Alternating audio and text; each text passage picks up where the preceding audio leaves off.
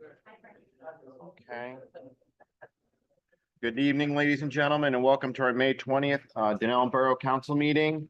Our first item on the agenda is a call to order and a rise for the Pledge of Allegiance. I pledge allegiance to the flag of the United States of America and to the republic for which it stands, one nation, under God, indivisible, with liberty and justice for all.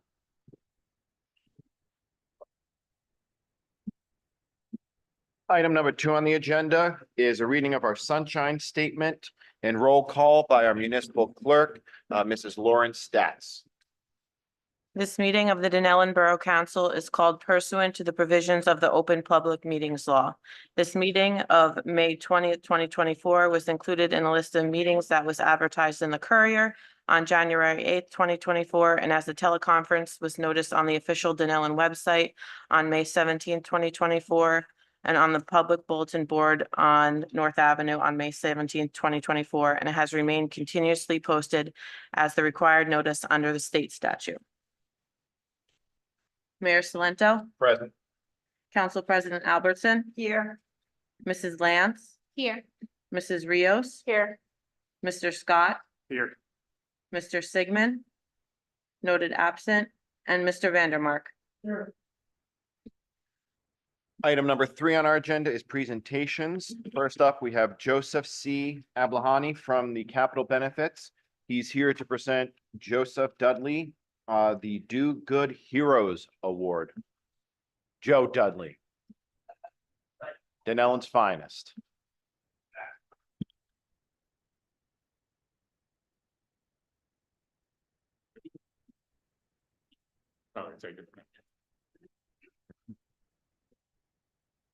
All right, I want to thank everybody. I want to thank the mayor, the council for having us here today.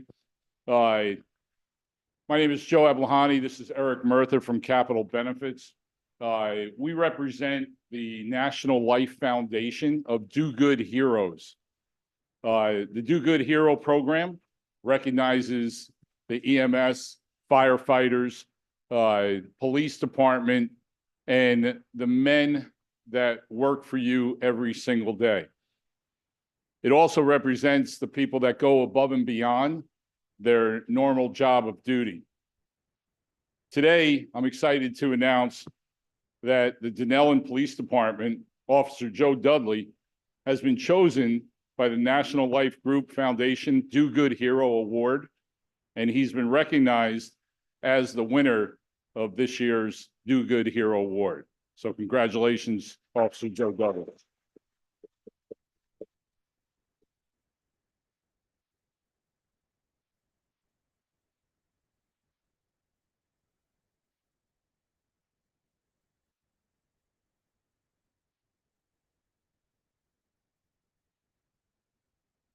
Officer Dudley, you exemplify what it means by the National Life Group, and we congratulate you on what you achieved.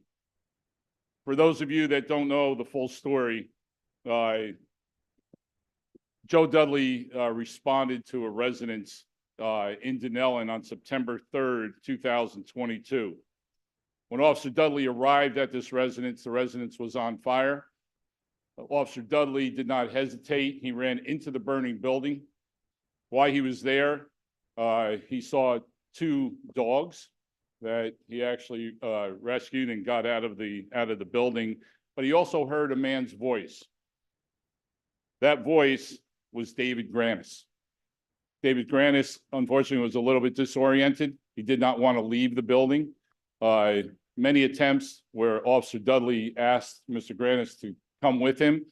He kind of refused, and Officer Dudley had to use physical to remove Mr. Granis from that burning building. One thing we all know, by removing him from that building, saved his life. And again, we congratulate Officer Joe Dudley for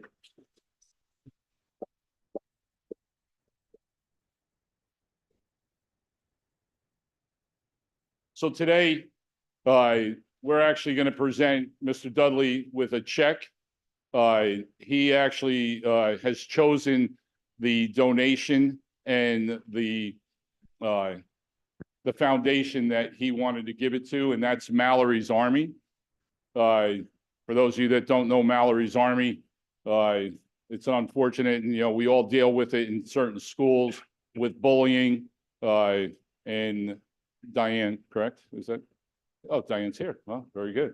Diane started this foundation to prevent bullying in school. So congratulations, Diane. But this check is going to the Mallory's Army. You want to come up, Diane?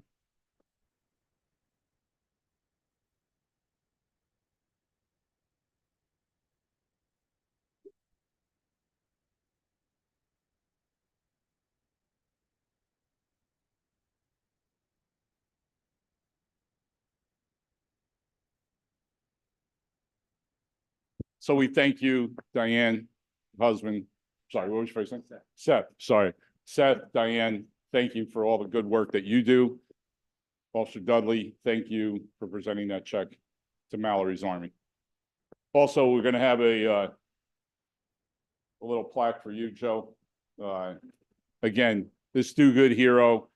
Every single officer in Dunellen, every single EMS firefighter, they all put their lives on the line. They all do great things. Today, we're honoring one of the many first responders. But again, Joe, we congratulate you. Thank you very much. Appreciate you.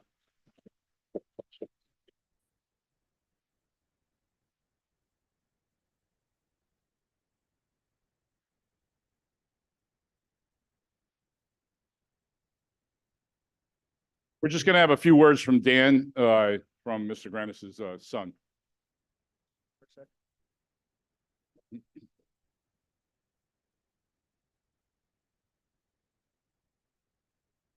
Hello, everyone.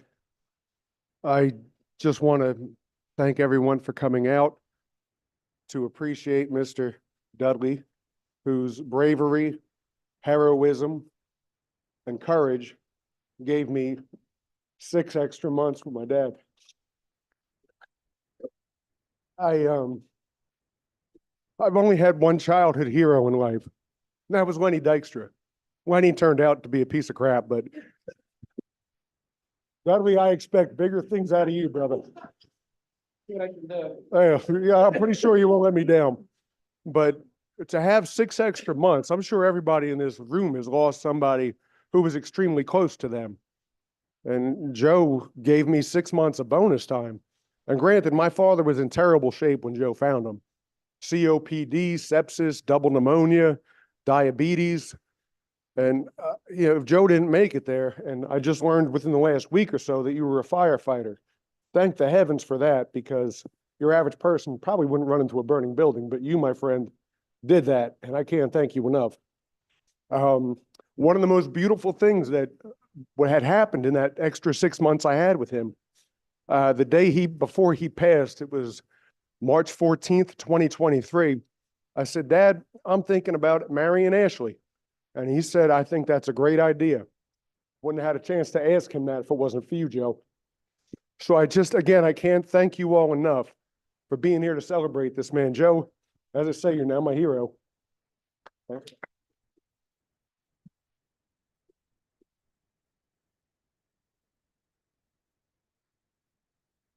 Since then, Joe and I have established a friendship, and I can't appreciate this man enough. And anyone who I've ever told what Joe did, he already was preceded by his doings here. People have nothing but the kindest things to say of you. You are on a pedestal with all of this. And you are the prime example of what they call the Miracle Mile, which I've learned just in the last 2 decades or so. I'm a Pennsylvania guy, was born in Staten Island. I always heard about the Miracle Mile from my friends Barry Nagy and Bobby Keene. And finally, I got to realize what exactly it is. Councilman Howe, the day of the fire, immediately reached out to the Red Cross and was supportive. And as all of these fire truck chasers came up to me trying to get me to use their services, Hal told them to back up. I mean, I was dumbfounded. I was in a barbecue down in Jackson to show up to the house to see 5 fire trucks at it, and my father disoriented. But everyone really came together that day. But again, This is the man. And you ever need anything, man, I got you. I love you, brother. All right, thank you, everyone.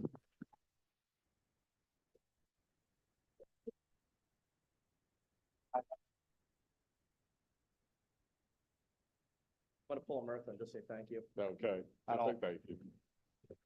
Usually I'm the guy that's good with words. I don't really have any right now, other than thank you to Joe and Eric, everybody up here, and to all of you. Thank you. Thank you all.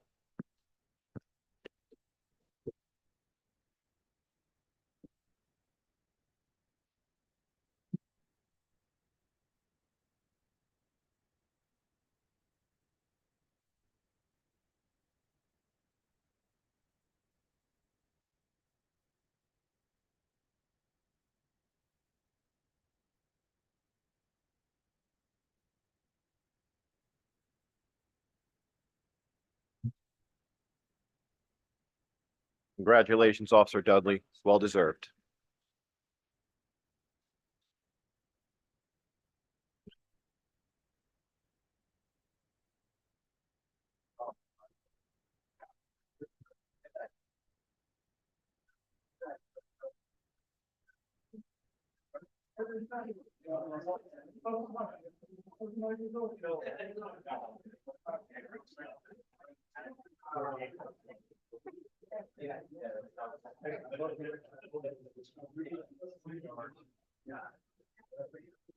Good to see you. Thank you. No, see.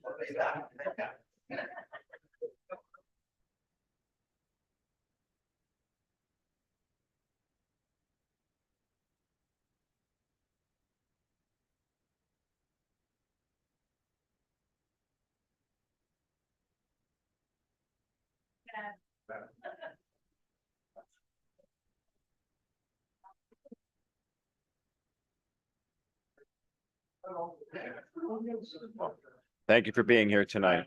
Good night. Thank you. That was my brother, he said.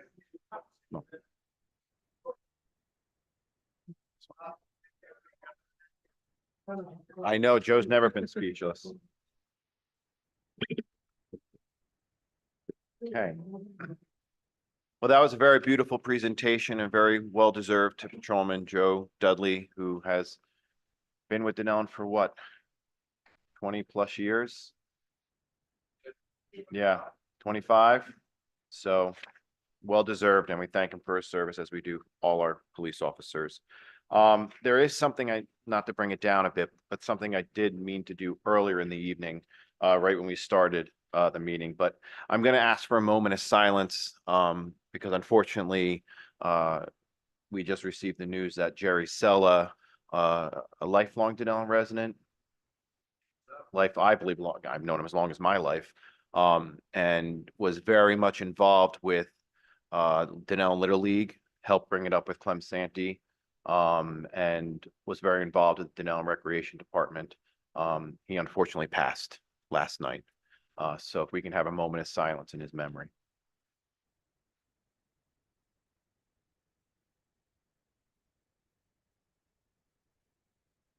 Thank you.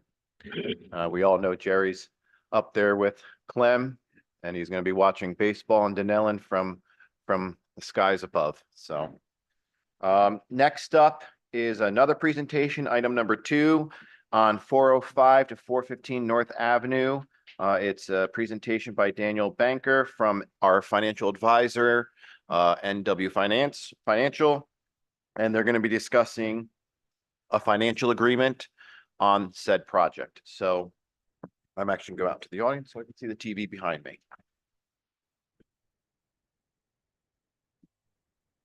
There we go.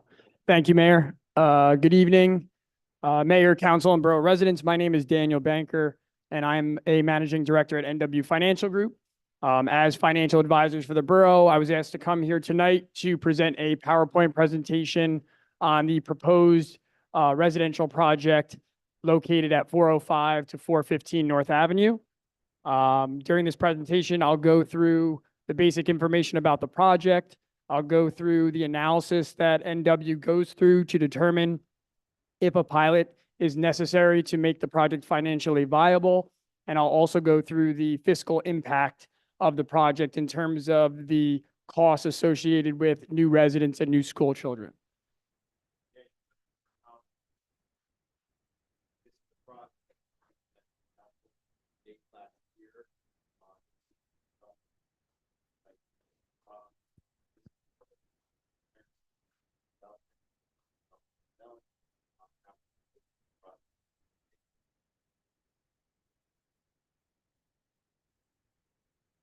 Thanks, Mayor. So here we have the basic summary of the project. It is going to be 3 stories, total of 50 residential units, 43 of which are market rate, 7 are affordable. There will also be roughly 3,600 square feet of ground floor retail space, 61 structured parking spaces, and it's estimated to cost approximately $14.5 million. Here you have a visual, a satellite view of the 2 lots. This is block 66, lots 13 and 14, totals about 0.67 acres. And the 2 lots currently consist of the Dunellen Rescue Squad building and a vacant 1-story, I believe it was a bank building.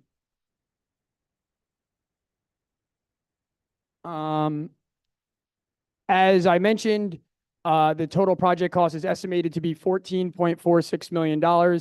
Here you can see a breakdown of the hard construction costs that total about $12 million, the purchase price of $1.3 million, soft costs of $1.1 million, and they will be required to include a community benefit payment equal to $60,000, which will be used for some type of infrastructure related to the project. As you can see, the breakdown of debt versus equity, this is a typical split. 65% of the total project cost will come from a construction loan and eventually a permanent loan, while the other 35% comes from the developer's own equity. Here we have a breakdown of the unit mix of each component. So as you can see, it's a mix of studio, 1-bedroom and 2-bedroom units for the market rate. And the affordable units are also a mix of 1, 2, and 3-bedroom units. What I will say about the residential component, so basically when NW looks at a project like this, we'll receive the developer's pro forma, which includes their projected revenue, their projected operating expenses, their projected costs. We look at that pro forma and we review it for accuracy to see if the numbers are reasonable in today's market. You'll notice the line on the bottom of this slide is that after looking at their rent projections, we felt that they were coming in a little bit low compared to the market. So based on the comps in the surrounding area, particularly the Nell, we felt it was appropriate to increase the developer's rent projections by 12.5%. So the numbers that you're seeing in the top table of $1,650 for a studio, $2,000 for a 1-bedroom, and $2,400 for a 2-bedroom, that is after our increase. The developer was using a much lower number. On the affordable units, that's based on a percentage of area median income. It'll be a mix of very low, low, and moderate income. And the official split needs to average 52% of AMI or less. So we're using 50% as our projection for purposes of our analysis.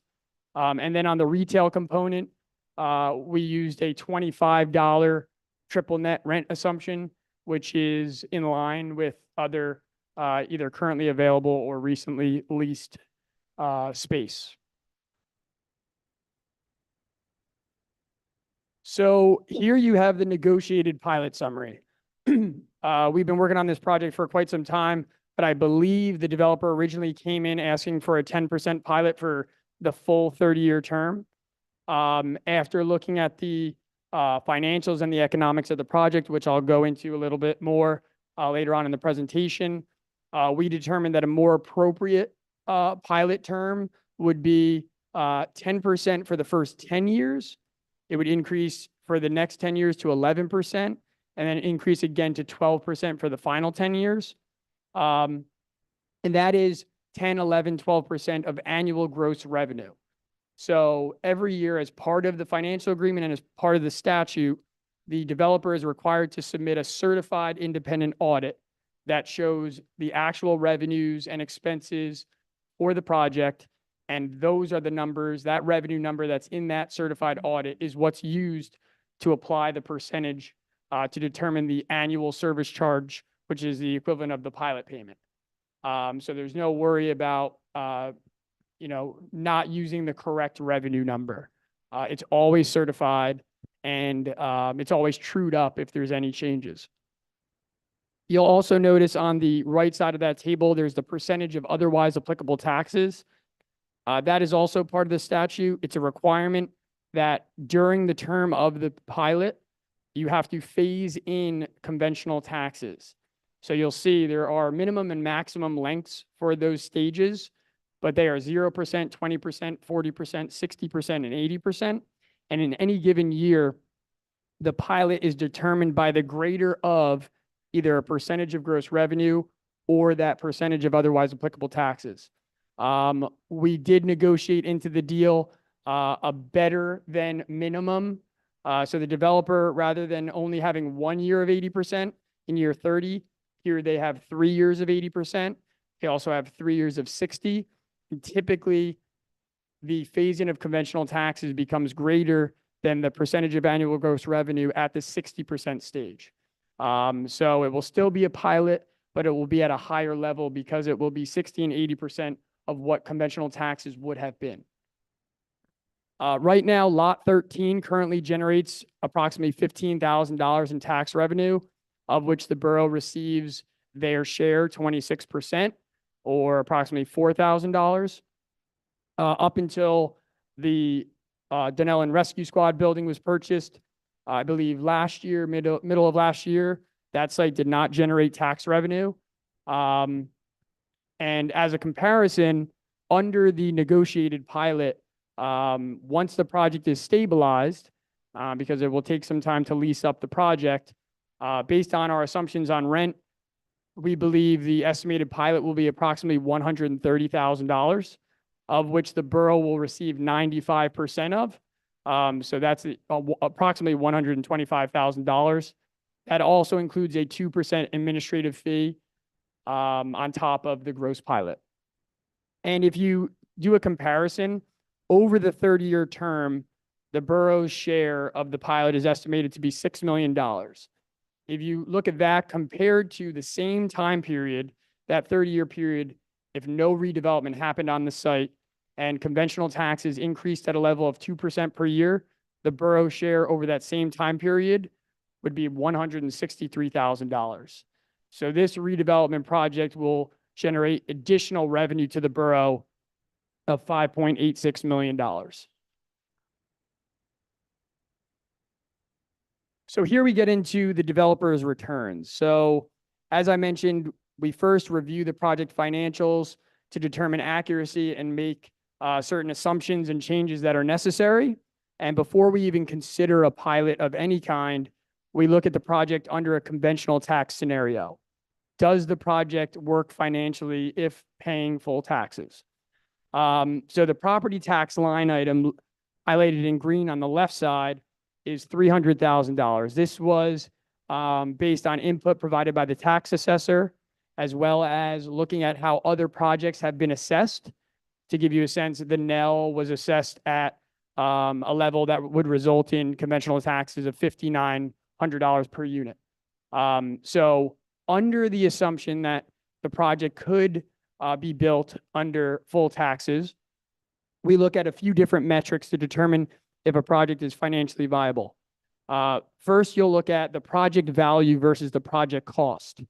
What that is saying is that at stabilization, once the project is fully leased up, which we assume is 95% occupied, the project is estimated to be worth $13.14 million, whereas it's estimated to cost $14.46 million, resulting in the project being worth approximately $1.3 million less than it cost to build. That's the first red flag that shows us this project may not work under full taxes. Typically, developers don't build a project that is worth less than it costs to build. Next, you have IRR, which stands for internal rate of return. This takes into account the amount of equity that goes into the project and assumes the developer sells the building after 10 years. And it looks at that cash flow to determine an average rate of return. Typically in this market, a reasonable IRR is between 10 and 14%. And as you can see, the IRR under conventional taxes is below 3%. Next, we go to yield on cost. Yield on cost is the NOI of the project, the net operating income of the project, divided by the total project cost. Typical market return in today's market is somewhere between 6 and 7%. Under conventional taxes, that number is 5%. Lastly, and probably most importantly, is the metric on the bottom, debt service coverage ratio. This is a key metric that is used by lenders, by banks. They need to ensure that the project generates enough cash flow in order to pay back the loan that they gave to the developer. In today's market, banks are pretty much unwilling to go below 1.2 coverage. What that means is the cash flow of the project needs to make 120% of the annual debt service payment, because they need to make sure that this project can pay back that loan. And as you can see under conventional taxes, that is a 1-to-1 ratio. So what that means is once they paid debt service, they would have zero cash flow left over. So now that we've established through those various metrics that the project is financially unviable under conventional taxes, we take a look at the pilot scenario. You'll see the only line item that changes on that top row is the pilot line item. It's going from $300,000 to $131,000. That represents approximately 45% of full taxes. You'll see from that reduction in the tax line item, the project value increases from the 13.1 million to the 16.2 million. So now you have a positive net project value of 1.7 million. You have an IRR that still is below what the typical return is. You know, as I mentioned, the typical IRR is between 10 and 14%. So it's still a little bit below what's typical. And the yield on cost is on the low end of what is considered acceptable. And you see the debt service coverage ratio is just now over that 1.2 coverage. So for those reasons, we believe that the negotiated pilot is appropriate for this project because it benefits both the borough as well as allows the project to move forward and succeed. There is a lot of numbers on this table, but what this is showing is the 30-year projection of the pilot by year as compared to the 30-year projection of conventional taxes if the project could be built under conventional taxes. On the right, that is that conventional tax analysis. That's really for illustrative purposes only because, as mentioned, it's unlikely that this project could move forward if paying full taxes. But you'll see, even under that scenario, because the borough share under the pilot is 95% versus the borough share of conventional taxes at 26%, you'll see the borough share under the pilot over the 30-year term is just over $6 million, whereas if the project could be built under conventional taxes, the borough share would be $3.1 million.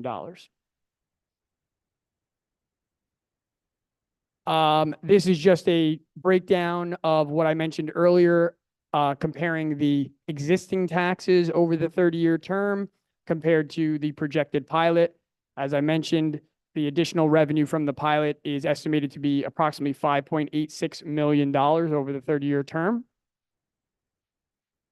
So now that we've established what the pilot terms are being proposed as, and the developer's returns, we now get into the fiscal impact side of the equation. This project is obviously going to bring new residents and potentially bring new public school children. So the first thing that we do is determine what is an appropriate estimate for the new residents and new school children. A study came out that was done by the Center for Urban Policy Research at Rutgers University. That was originally written, I believe, in 2006 or 2007. It was then updated in November of 2018 to account for new construction buildings. This study looked at hundreds of thousands of units across the state of New Jersey and pulled actual data on the number of residents and school children coming out of those developments to determine, to create multipliers that you can apply to different bedroom sizes within different types of buildings to project residents and school children. So based on that study and those metrics, you can see the multipliers for the residents and the multipliers for the school children on the top table. The 50 residential units are estimated to generate 98 new residents and 5 public school children. Again, almost 70% of the units in this project are studio and 1-bedroom units that don't generate school children. As you can see, as a comparison to the 2022 population, that would represent a just over 1% increase to the population, as compared to the actual enrollment from October of 2023. Those 5 additional students represent about 1/3% increase to the student enrollment. Sure.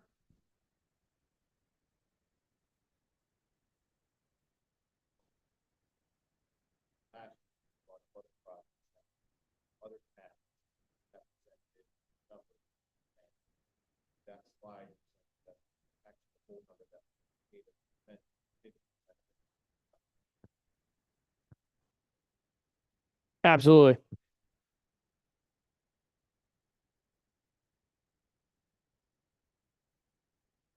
Mm-hmm.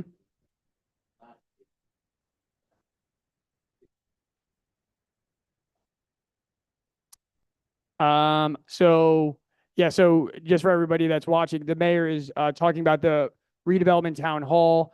We went through a slide where we presented the actual school children data that we had compiled over the last year or so in developments all across New Jersey, and compared the actual public school children numbers to the projections based on the multipliers found in the study. And in every case, I think there were 15 projects on that list. In every case except for one, the actuals came in well below the projections. And in that one case, I think the public school children number was 1 higher than the projection. So based on the information that we have, the actual data, these projections are probably conservative in the sense that it could be lower than 5. And as the mayor mentioned, we also did an analysis recently of the actual school children that came out of the Dunellen and the crossings. And in both cases, they were significantly below what was projected. So we feel comfortable using the multipliers, knowing that the actual data comes out, if anything, less than what is being projected. Thanks for asking the question. So once we've established the projection of residents and school children, we then have to apply a per resident cost and per school child cost.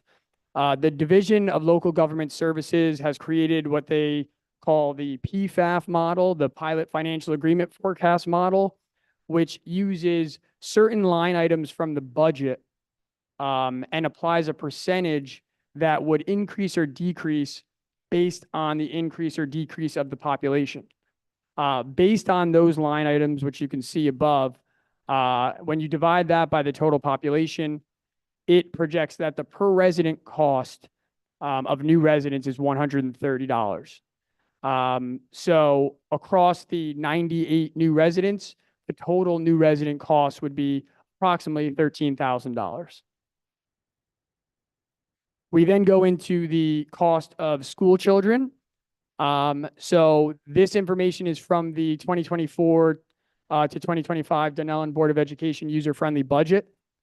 You'll see, so the total budgetary comparative per pupil is almost $21,000. However, the total classroom instruction by itself comes out to just below $11,000. We choose to use the classroom instruction number because in that $20,000, $21,000 number, there are several fixed costs that do not fluctuate based on the increase of 5 students. These students are going to be across multiple grades, potentially multiple schools. So we feel it's a more appropriate number to look at the total classroom instruction. So that number is just under $11,000 per student. We then look at the percentage of the school budget that comes from local sources. So you'll see in this budget, the total revenue line item is 35.2 million, of which 38% comes from local sources. The rest comes from the state, the feds, and other sources. So if we apply the 38% to the total classroom instruction number, you end up with a net cost per student to the municipality of almost $4,200 per student. So when you take into account the new residents and their costs and the new public school children and their costs, you have a total fiscal impact of almost $34,000. If we compare that to the pilot projections and the borough's share of the pilot, you'll see, and the reason why year 1 is significantly lower than year 2 is because we've assumed a lease-up period. Because the pilot is based on actual revenues received, the pilot will be lower during the time period that the lease-up occurs. Now, if it rents out quicker, that number would be higher. If it rents out slower, that number would be lower, but it's always based on actuals. So for purposes of the comparison, year 2 is a better comparison because it's where we're assuming stabilization. So you'll see in year 2, the borough share of the pilot is estimated to be approximately $125,000 compared to the total cost of just under $34,000. So you have a net benefit of almost $92,000. That number increases as the pilot percentage goes from 10 to 11, from 11 to 12, and as the phase-in of conventional taxes come into play, as well as if rents continue to increase, because it's based on a percentage of revenue, the borough will receive their share of that as well. And that is all I have. So thank you very much.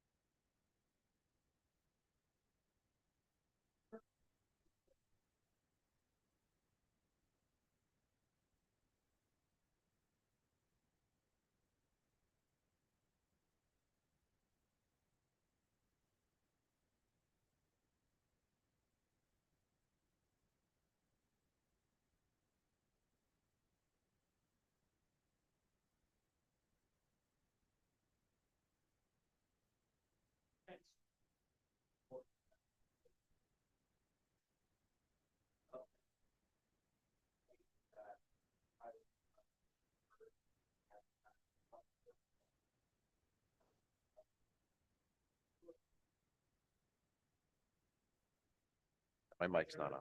Thank you, Dan.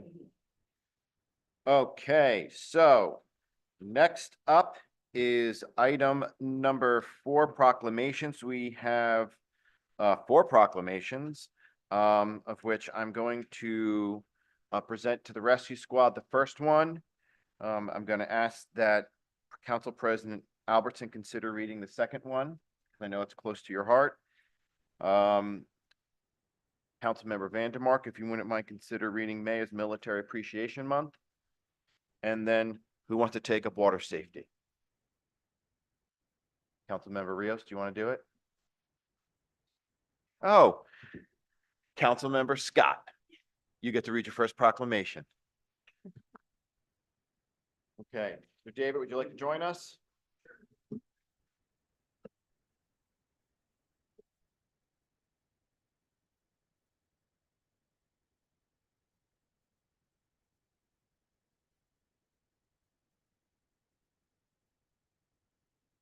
Hey, Homer. How are you? Okay, so EMS Week proclamation. To designate the week of May 19th through 25th of 2024 as Emergency Medical Services Week. Whereas emergency medical services is a vital public service, and whereas the members of emergency medical services teams are ready to provide life-saving care to those in need 24 hours a day, 7 days a week. And whereas access to quality emergency care dramatically improves the survival and recovery rates of those who experience sudden illness or injury. And whereas emergency medical services has grown to fill a gap by providing important out-of-hospital care, including preventative medicine, follow-up care, and access to telemedicine. My eyes are going.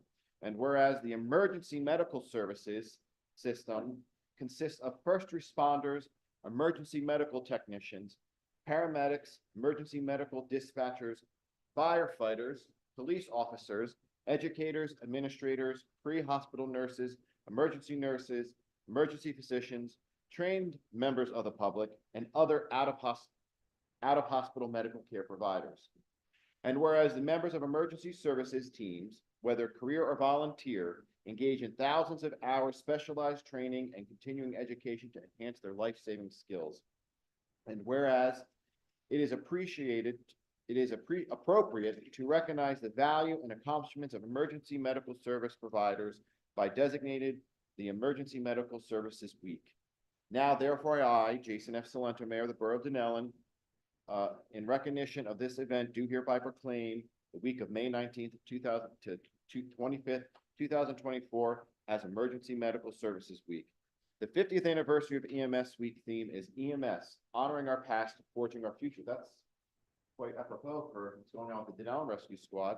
I encourage the community to observe this week with the appropriate programs, ceremonies, and activities. So David, thank you for your service, your entire team's service, and enjoy your week. Thank you.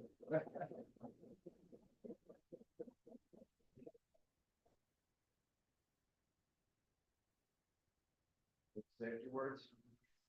Sure. Hello, Dunellen, 247 Penfield Place, Dunellen Rescue Squad, Vice President. Thank you for appreciating our medical services. We do it for you. We make sure that you are protected and you are looked out for in your time of need. I thank you for the appreciation. Thank you, David. Next, Council President Albertson will be recognizing the significance of Asian American, Native, Hawaiian, and Pacific Islander Heritage Month.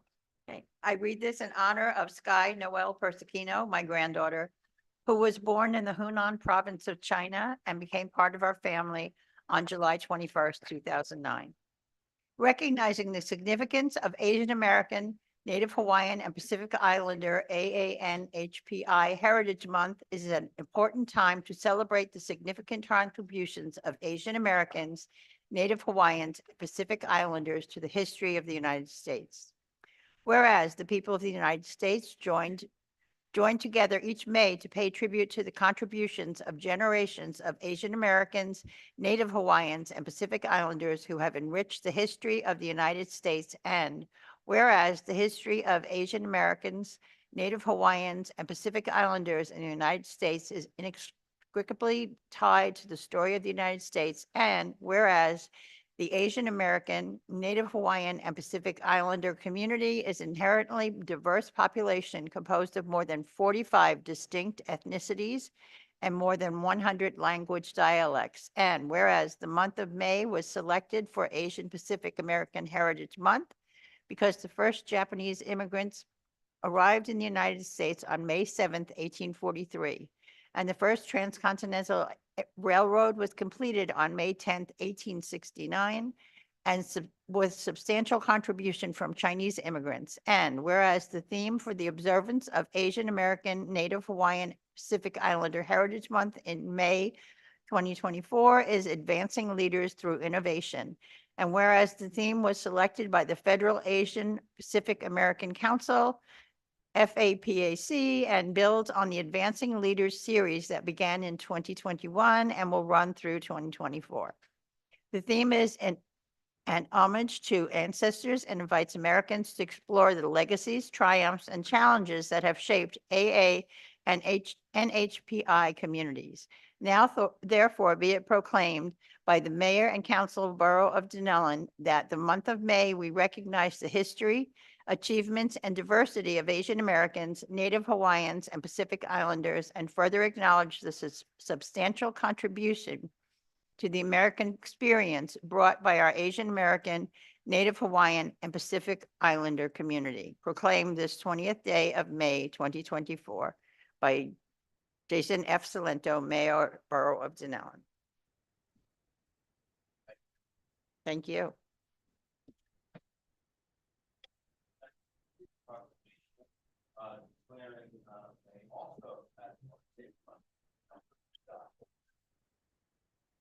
Whereas the residents of Dunellen welcome the warm weather season that offers a variety of outdoor activities and opportunities for water recreation and sports in backyard and public pools. Coastal vacation. Now you gotta start over. Coastal vacations, camping trips, and outdoor excursions to many beaches, lakes, rivers in our area. And whereas we recognize the vital role that swimming and water-related activities relate to good physical and mental health and enhance the quality of life for all. And whereas during this time of year, it is especially important to exercise safely and responsibly along with common sense when it comes to swimming, water sports, and other aquatic related activities in order to prevent injuries and drownings. And whereas the Borough of Dunellen recognizes the importance of safety education for the people actively engaged in any form of outdoor water recreation and reminds water enthusiasts to become informed about safety issues, to learn the rules of water by participating in programs offered by trained, certified professionals that can prevent drownings and other water-related injuries and deaths. And whereas water safety is the responsibility we all share, and people of all ages are encouraged to be proactive in learning about water safety to take advantage of local resources that improve their knowledge, skills, abilities to ensure safety at outdoor water resources, swimming pools, and water recreation facilities. We join in support of the goals of the National Water Safety Month, recognizing that it is critical for all people to think safety first and become water aware whenever planning water-related activities. Now, therefore, I, Mayor James F. Salento, along with the Borough Council, do hereby proclaim May 2024 as Water Safety Month in the Borough of Dunellen and encourage all residents to celebrate in our community. Proclaim this day, 20th day of May 2024, Jason F. Salento, Mayor. Thank you, council member. And our final proclamation of this evening is Military Appreciation Month, 2 is May of 2024. Council member Howe would do the honors.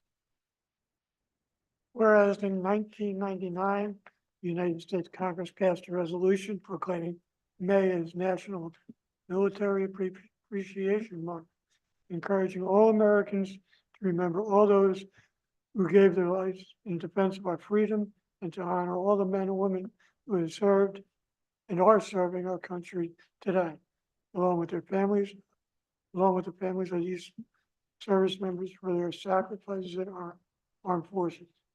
And whereas the month of May was chosen because it has many individual days marked to acknowledge our military achievements, including Loyalty Day, established in 1921, Victory in Europe, VE Day, commemorating the end of World War II in Europe in 1945, and Children of Fallen Patriots Day.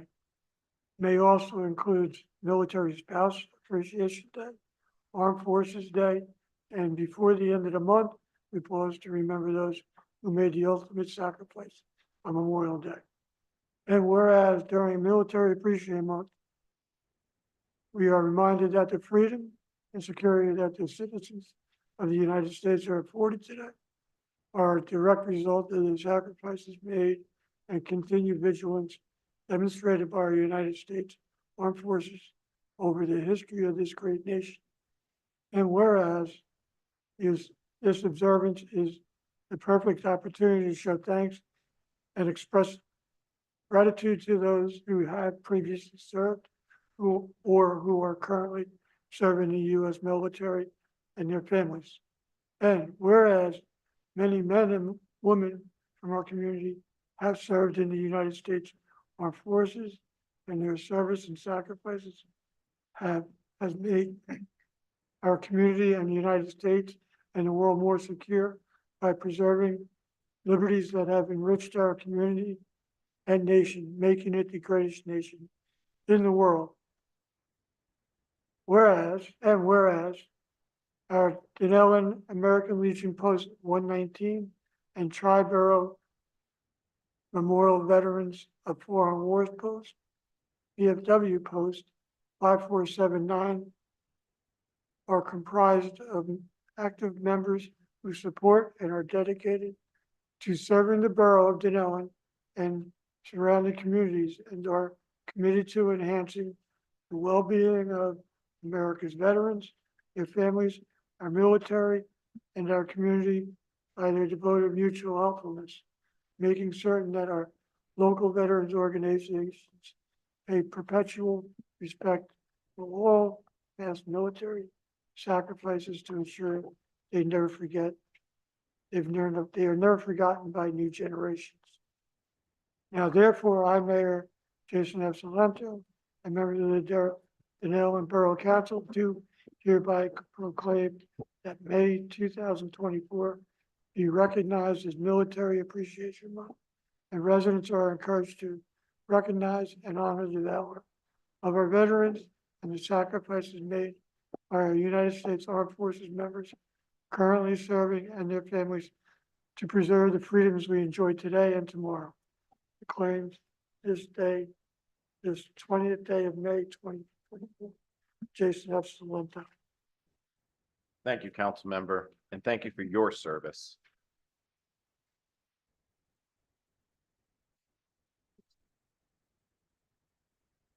Next is item number 5 on the agenda, the approval of meeting minutes. Can I have a motion and a second on the regular meeting minutes of May 6, 2024? Move it, Rios.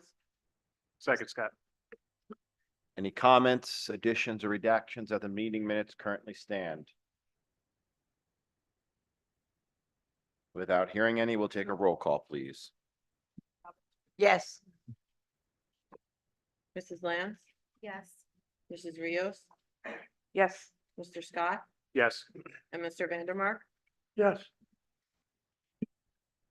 Item number 6 on the agenda is the introduction of ordinances. Can I have a motion on second on 2024-10, an ordinance to amend Chapter 54, Police Department of the Borough of Dunellen to repeal and replace Article 3, Establishment and Control, and Article 6, Promotions, with a new Article 3, Establishment and Control, and new Article 6, Promotions. Move it, Rios. Second, Albertson. As an introduction, we'll take a roll call and then we'll further discuss and comment at our public hearing and adoption on June 3rd, I believe is the next meeting. Okay. Yes.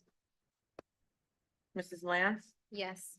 Mrs. Rios, Yes. Mr. Scott, Yes. or Mr. Vandermark. Yes.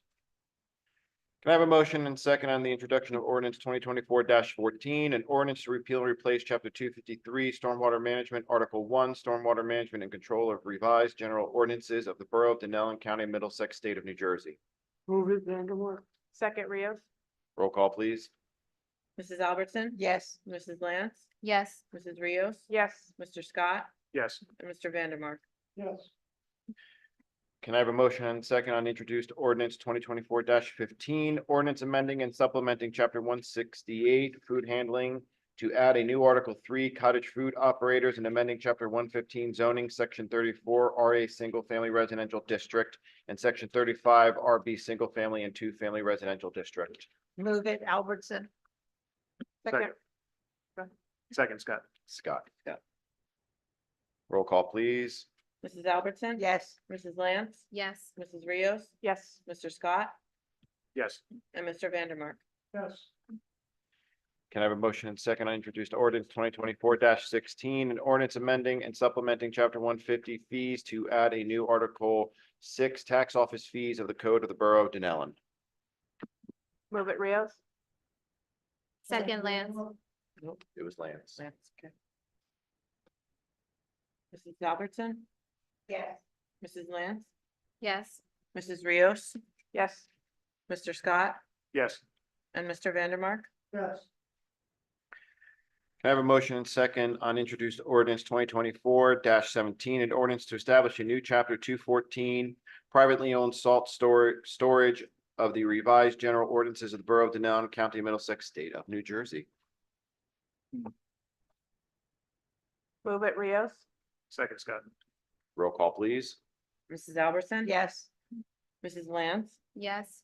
Mrs. Rios? Yes. Mr. Scott? Yes. And Mr. Vandermark?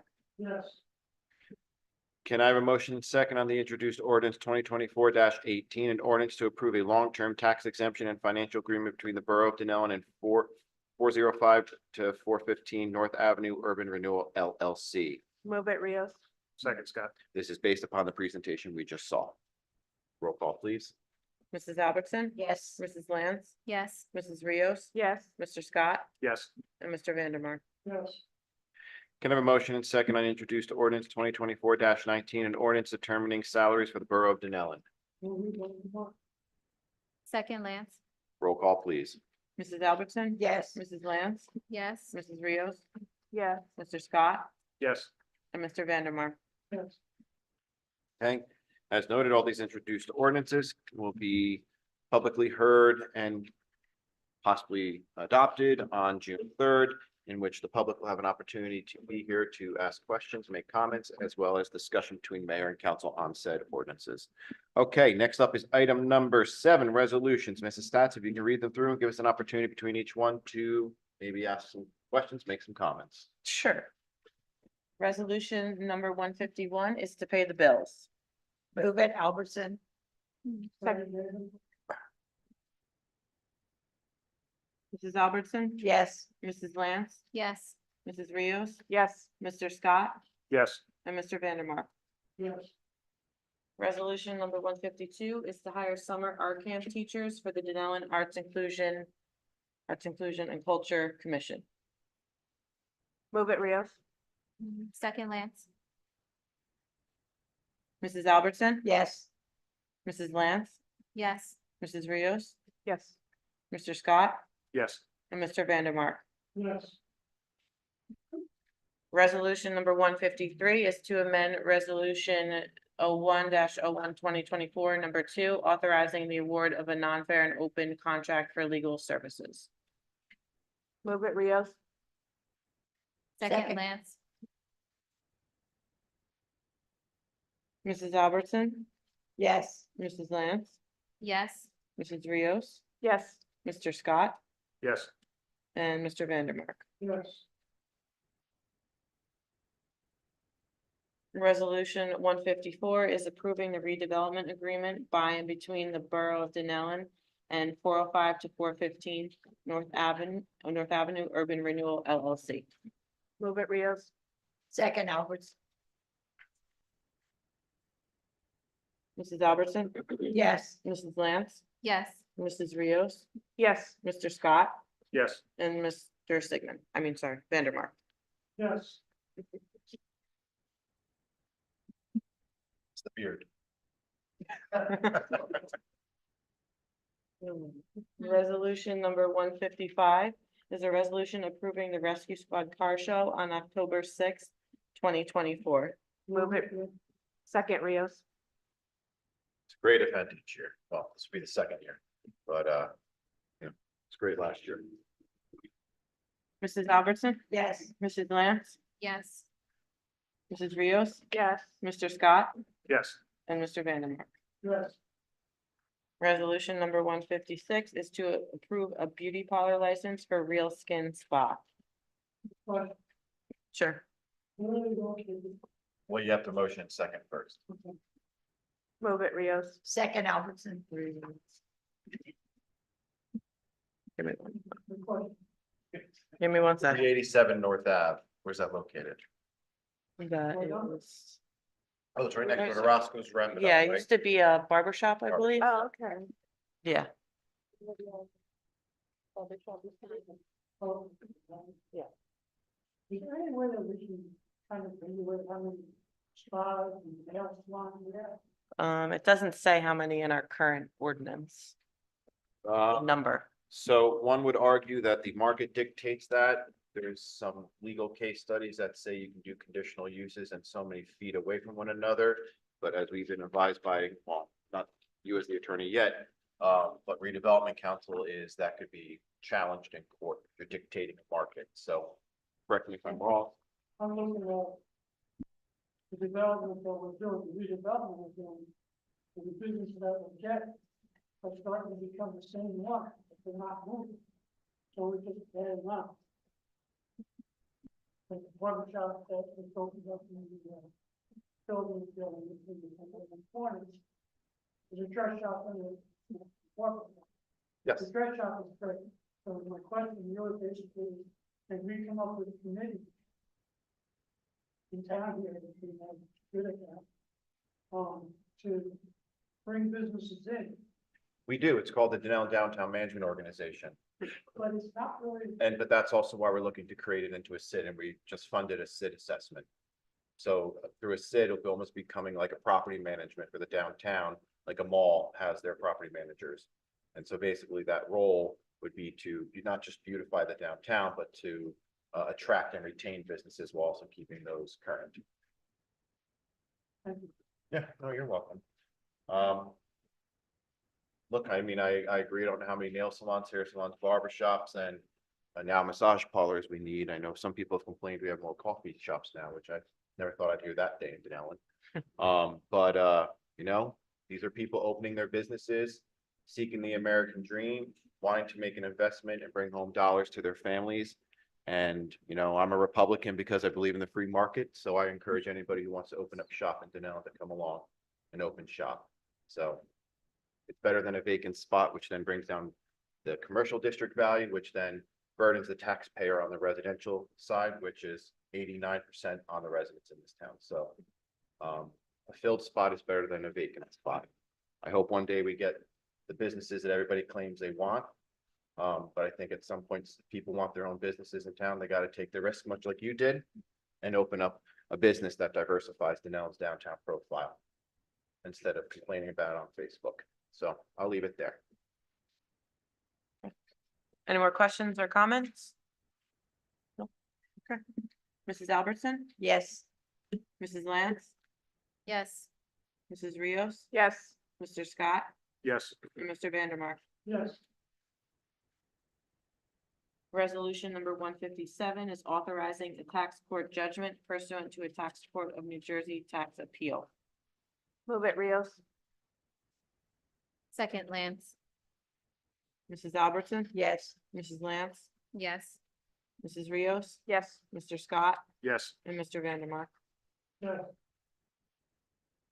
Resolution number 158 is extending the conditional designation of the Estates at North LLC as the redeveloper for the property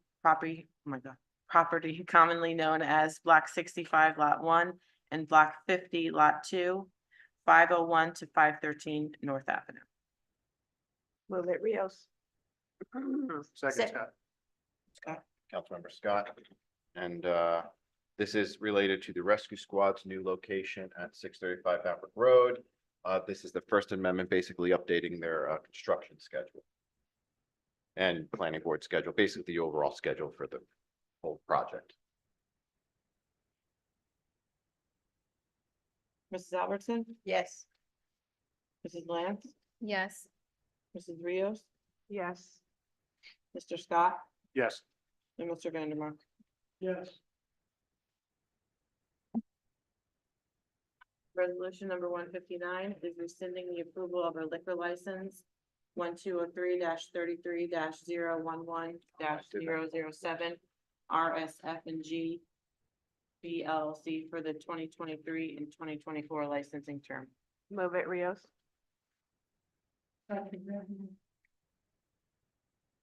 I'll just explain this one. This business, they didn't fill out the proper paperwork. So the ABC asked me to rescind the resolution and they could go in and fill out new paperwork to get them approval for this year. Mrs. Albertson, Yes. Mrs. Lance, Yes. Mrs. Rios, Yes. Mr. Scott, Yes. and Mr. Vandermark. yes,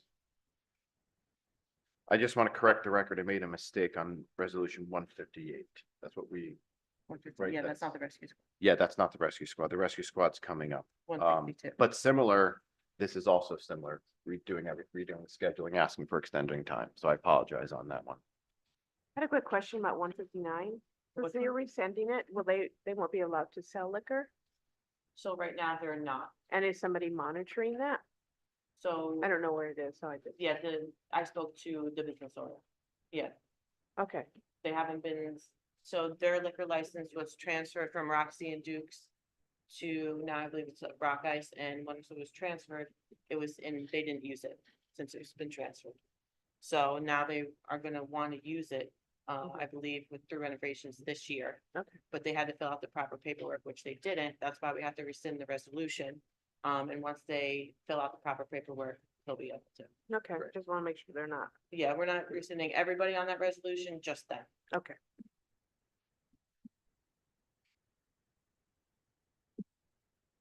Okay. Resolution 160 is to amend resolution 04-17-2023, number 6, awarding a contract to CME Associates to prepare the HDSRF grant application for the former strip joint property 635 Boundbrook Road. Move it, Rios. Second, Scott. So this is basically giving CME the opportunity to move forward with remediation on 635, which benefits the new construction for the rescue squad. Yep. Mrs. Albertson, Yes. Mrs. Lance, Yes. Mrs. Rios, Yes. Mr. Scott, Yes. and Mr. Vandermark. Yes. Resolution 161 is awarding a contract to Acclaim Inventory LLC for the Borough inventory. Move it, Albertson. Second, Lance. Mrs. Albertson, Yes. Mrs. Lance, Yes. Mrs. Rios, Yes. Mr. Scott, Yes. and Mr. Vandermark. Yes. Resolution 162 is approving the First Amendment to the redevelopment agreement by and between the Borough of Dunellen and the Dunellen Rescue Squad. Move it, Rios. Second, Scott. As I noted earlier, it's updating their project schedule. I apologize for the error earlier. Mrs. Albertson, Yes. Mrs. Lance, Yes. Mrs. Rios, Yes. Mr. Scott, Yes. and Mr. Vandermark. Yes.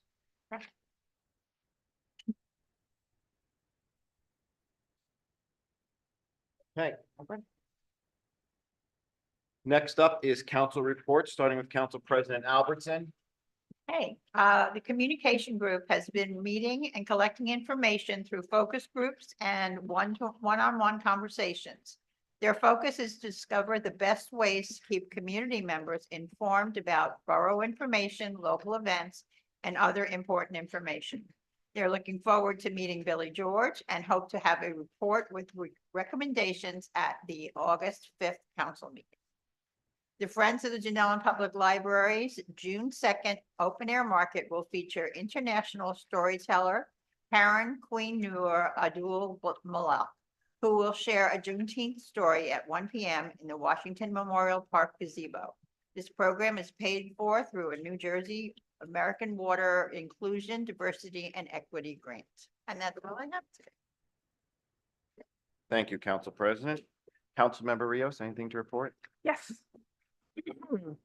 The Dunellen Public Library, on Tuesday, May 28th at 3:30, the library will offer an introduction to Dungeons and Dragons for youth in grades 5 and up. Are you registered for a library card? Dunellen residents, employees of the borough, and students of the Dunellen School District are eligible for free library cards, which can be used in Dunellen and over 42 other local libraries with reciprocal borrowing arrangements. Library cards expire every 3 years, so stop by the library and renew your card privileges and show your support to the Dunellen Public Library. Lost cards can be replaced for a $5 fee, and out of cards are available for $25. Our newest library card design features a photograph of our beloved library building taken by librarian Josu Samoa. For additional information about upcoming events, please visit the library online or in person. Dunellen Parks and Rec. Recreation programs have been busy this spring. Track has 29 athletes, tennis has 47, baseball has 54 players, softball has 21, and open soccer has 91. Total of 242 children participating in spring sports this year. The Recreation Department is thankful for all the coaches that helped make this happen. Next Monday, 5/27, join us for our annual Memorial Day Parade. The parade begins at 10 a.m. There will be a ceremony following the parade at Washington Memorial Park. If your organization would like to march or have a float in the parade, please contact Rec Program Coordinator Kelly Cedar. Join and help us honor those who have sacrificed. Summer camp registration is open. If you are interested, you can go to the recreation website and register your child. The camp is for ages 5 through 12 years old. The camp runs from June 17th to August 16th. This 9-week camp is packed with nonstop fun. From field trips to daily outdoor and indoor activities to water games. Register today as spots are filling up. Board of Education. On Wednesday, the Board of Ed learned that Dunellen Public School was selected for its second NJDOE grant in 2 weeks. The last week they learned that they were one of only 18 New Jersey districts to receive the Teacher Climate and Culture Grant, which provides $125,000 in funding to support staff innovation and practices. This week, they received word that they are one of 34 districts in the state, and only 2 in the county receive the NJDOE Climate Change Education and Resilience Grant. The initial grant funding of $30,000 has been expanded to $75,000, which will allow them to add additional hydroponic gardens, support the creation of a climate change unit at the elementary level, and provide other enhancements. The search for the LMS assistant principal has resulted in 122 applications. After sorting through applications, there will be screening and interviewing 25 candidates. This process will take some time, but they plan to narrow the field down to 8 candidates within the next 2 weeks. Substitute staff members and nurses are needed. Friday, there is no school. Monday, there is no school. It's Memorial Day. And the 28th is a board meeting. That's all. Okay, thank you. Councilmember Howe, anything to report?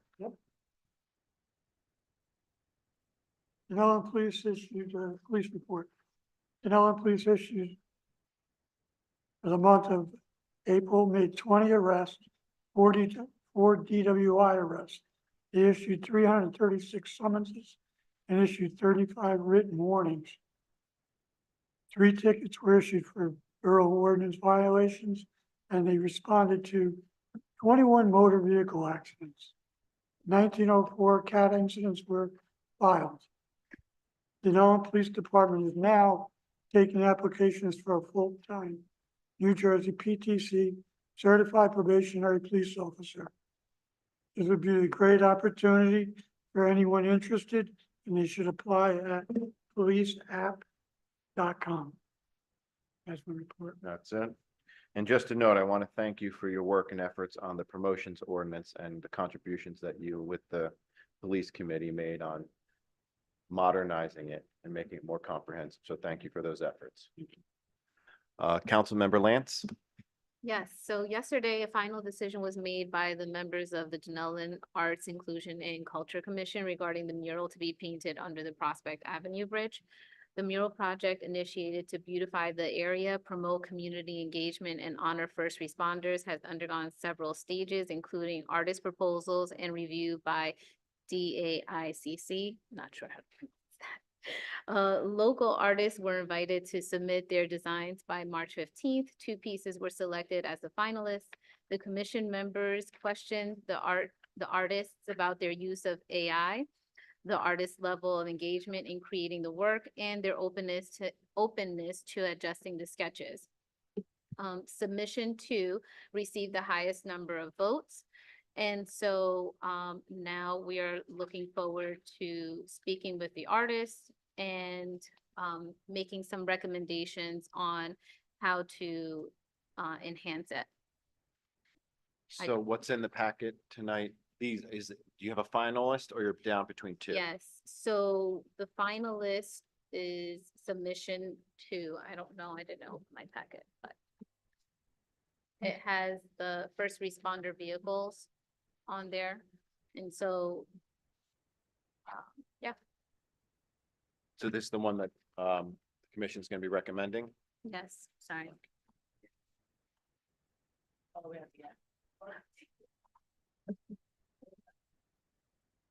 Yeah, so submission two, Submission one. two? right here. So the other one was one of the finalists, but after they had questioned the artist, most of the members agreed that they would rather go with, the artist that submitted number two. Just had a more, I guess, childlike feel to it, and they felt that, that's what really appealed to them. Okay. So next council meeting, if council approves, we'll have a resolution supporting it? Yeah. Okay. If I may ask, and on behalf of Councilmember Howe, as it progresses, could you just include Councilmember Howe? Because I know the initial discussion of the design or the concept for it, Councilmember Howe brought it to the table. So if we can just keep him in the loop, I know I would appreciate, I'm sure Councilmember Howe would appreciate it. I know things get lost in translation sometimes, but so, good? Okay. I also have another report for buildings and grounds. Ooh. Our parks receive daily maintenance, which includes weekly lawn and landscape care. Moreover, various parks have undergone additional maintenance and landscaping projects to improve their appearance and offer visitors a more pleasant experience as we approach the summer season filled with numerous outdoor events in town. Recently, the DPW crew was busy at Columbia Park on installing new plants in the planters near the street entrance, and of course, they look beautiful. They've also started the yearly maintenance to the planters near the monuments over at Washington Memorial Park. And this coming week, the crew will be adding a new block border planter near the main monument in the park, similar to the police monument. And of course, all the banners and flags have been placed in the downtown area, hometown heroes banners, that is, just in time for the Memorial Day parade. Oh, sorry, another one. New phones, the borough has been in the process of installing the new phone system. And so Alex, along with a few of the borough staff members, have met with the phone service vendor in preparation for the phone service changeover. And the lights over on Madison Avenue Bridge are still being worked on. The contractor and PSE&G are continuing to work on the new power source to the breaker panel. That is it. Okay. Oh, that's it? That is it. Thanks, Councilmember. Councilmember Scott? Mine will be nice and short. Most of it was already covered. So for Public Works, they're continue to routinely clean the downtown and the borough parks and properties. They've been maintaining the ball fields for the school and rec programs. The street sweeping schedule continues, and just remind all the residents, please do not park in front of your house or on the road the day of the street sweeping schedule. It allows you to get close to the curb. Sweeping schedule is posted on the borough's website if you're not sure where your area is. They helped out with the Greenbrook cleanup. I believe that was Sunday. I'm sure the mayor will have more on that. Routinely inspecting and maintaining the trash trap since the installation. Remove and trim some borough trees. Continue the curbside leaf pickup, the curb leaf side pickup will continue through May. Just a reminder, May 31st is the last pickup. You can continue to bring them to the Public Works yard, leaf bags and branches. And to add to the monument in the park, Public Works did power wash the monuments. That's all I have. Very Nice. busy week or month for Public Works. Well, they're doing a great job. New Jersey American Water, Washington Avenue. As you can see, the milling and paving of that is completed. And now we have a double yellow line for no passing stripes. that was painted. So we're happy that we were able to coordinate that with the county. So the last part of the project will be some concrete repairs to sidewalks that were damaged during the water service installation. Also, New Jersey American Water, Penfield Place from South Washington Avenue through Maple Avenue. It started this week. The project will include the replacement of water mains, followed by new water service for each home, new fire hydrants, and newly paved street.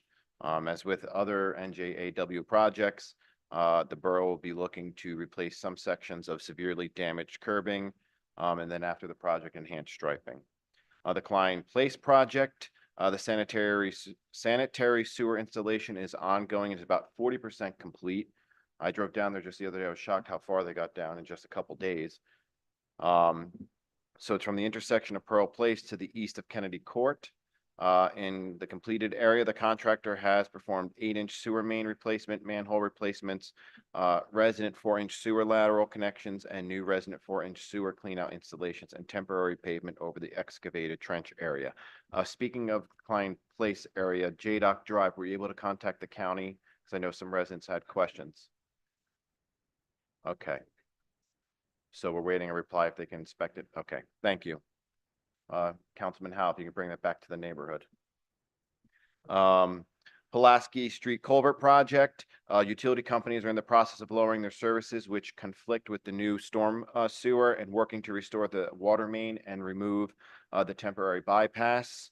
PSE&G, which is one of the utilities, completed services lowering on the north side of the bridge and has one service left on the south side of the bridge.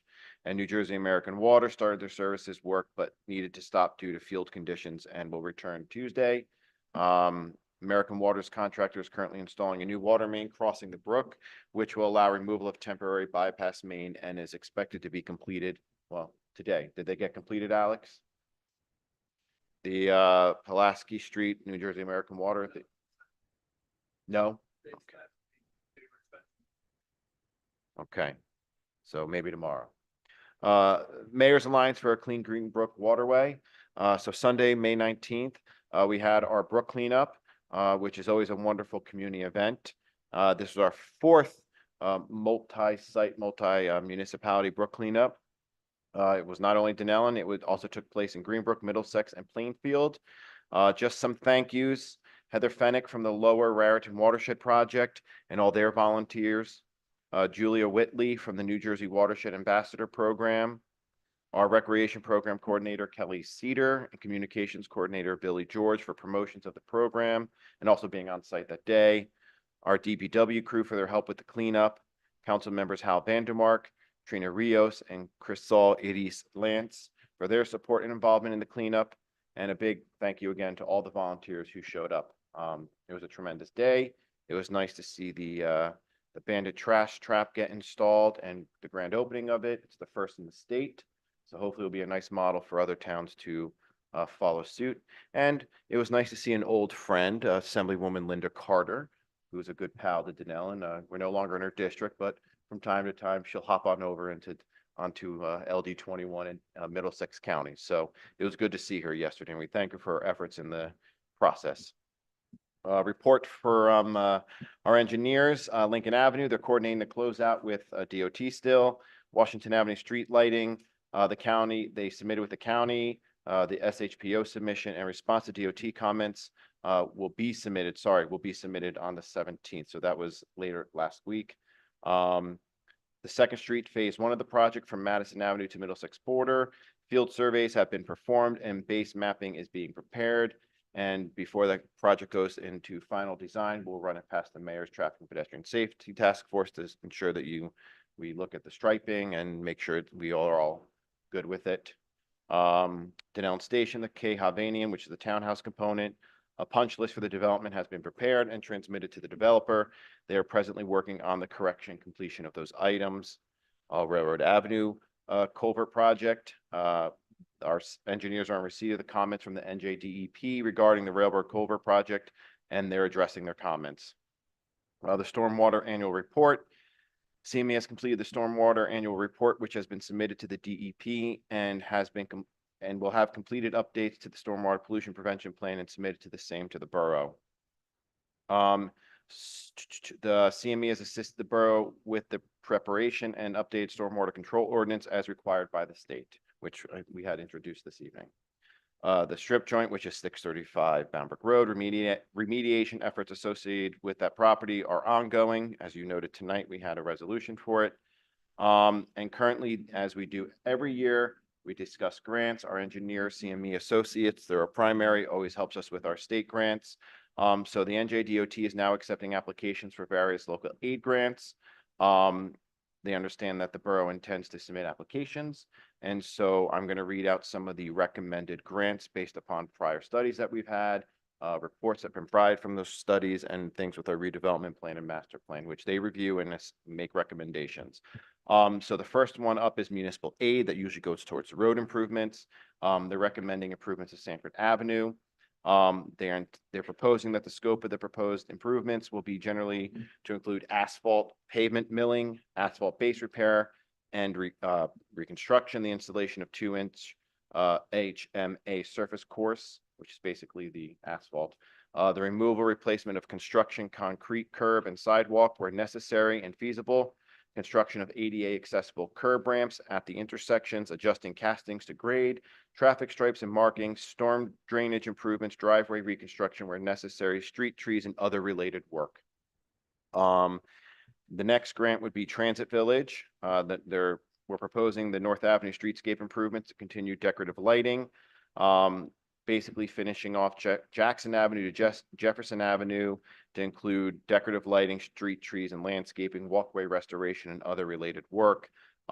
Basically, if we get this section done, the entire North Avenue, Boundbrook Road, basically Route 28 corridor will have decorative lighting because we received a grant last year for Madison Avenue all the way down to Middlesex border. So that's being recommended. And then the Safe Streets to Transit, South Washington Avenue, sidewalk improvements. If you've walked that section of Washington Avenue, you can tell that it's in severe need of improvements. And basically, Safe Streets to Transit is basically what it sounds like, creating accessibility and safe routes to the train station or other access points, such as the bus stations. So the scope of the proposed improvements will generally include the removal and replacement of existing deteriorated sidewalks, including driveway apron replacement where necessary, driveway restoration, turf restoration, and other related work. So if those grants sound good to council, the next meeting will have resolutions drafted up, approving CME to do these grant applications and supporting resolutions that would then be put forward with the grant applications. We've been quite fortunate to get some of these dollars. We usually get municipal aid every year for road improvement. In Transit Village, we've been fortunate. It seems almost every year, every other year, we've been getting it. Because the benefit of transit being a transit village designated town is we're only in with about 30 other towns in a pile of money that it's used to be $1 million, but now it's 3 million, I believe. So the probability of us actually getting a grant of some sort is fairly high. Compared to, there's 564 now municipalities. So we're only one of 30 competing for it. So, oh, yes. Thank you, Mrs. Stats. So if council's good, we'll move forward for the next meeting to have all that on as a resolution. So Alex, will you coordinate with CME? Thank you. Next up, just some election information from our clerk's office. May 22nd, mailing of sample ballots for the primary election will be coming out. It's interesting because aren't vote by mail's already out. May 28th is the deadline to apply for mail-in ballot by mail for the primary election. And May through June 2nd is the early voting period. Closest polling location is Piscataway at the JFK, Library at 500 Hose Lane, Piscataway. And primary day is June 4th. So however you vote, make sure you get out and vote. So that's that information. Okay. Department heads, anything to report this evening?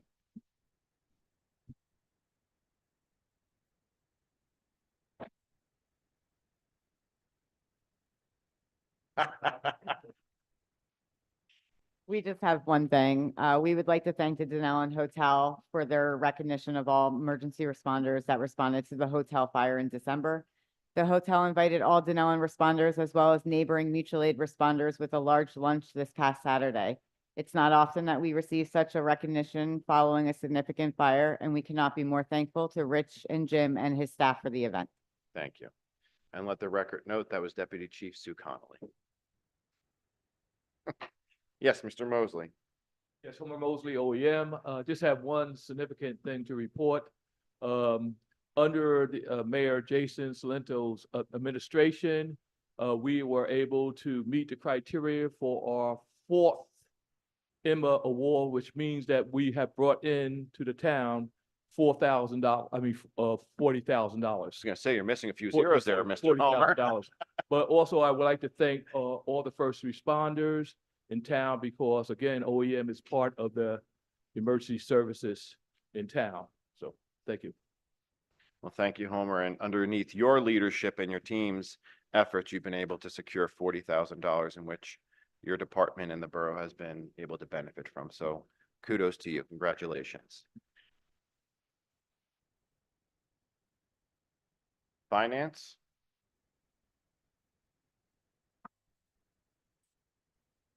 Scott Olson, we passed the claim inventory resolution today, and just there's folks who go around and take an inventory of all our fixed assets. That's important because it helps us keep track of those assets, but also the auditor uses them and reports on them in the audit. So the audit will be released once the data from the inventory is updated and released to them. Thank you. I just wanted to thank all the departments for their cooperation in helping the inventory. Thank you. Administration, anything? How's Billy doing? I agree. IT, everything good over in IT? Okay, thumbs up. Okay, so no more department heads. At this time, item number 10 on the agenda is public comments. We will open this part of the meeting to public comments. We ask that you please state your name and address. We will open it to those in the chambers first, just so we can, not overlap each other. So anybody in chambers, we just ask that you please step up to the mic, state your name and address. And if you need us to bring you the mic, just let us know.